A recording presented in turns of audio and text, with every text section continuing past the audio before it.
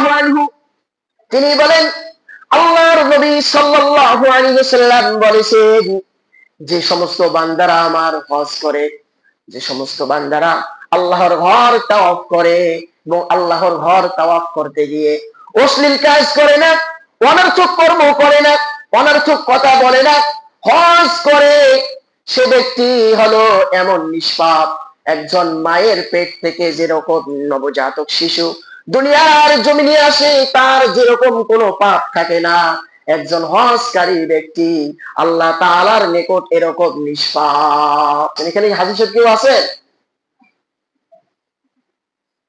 যাক আলহামদুলিল্লাহ। আরো যাদের টাকা পয়সা আছে অবশ্যই আপনারা হজ করবেন। যদি হাজী সাহেব তার যদি আমল ঠিক রাখতে পারে, সে যদি তার বাকি হজ করে এসে যদি সে তার বাকি জিন্দেগিটা কোরআন সুন্নাহ ভিত্তিক কাটিয়ে দেয়, তাহলে সে নিষ্পাপ এবং সে জান্নাতি হয়ে যাবে। কিন্তু শর্ত কি? কোরআন সুন্নাহ মোতাবেক কাটিয়ে দিতে হবে। অনেকে আছেন যে হজ করে আসে, হজ করে আসে আবার কি করে, লঙ্গি টঙ্গি সব একেবারে কাসনি করে ক্ষেত খামারে শুরু করে দিয়েছেন হাল বোয়াবুই করা। এইসব করলে হবে? কারণ হাজী সাহেব যারা তারা তো নিষ্পাপ হয়ে আসে।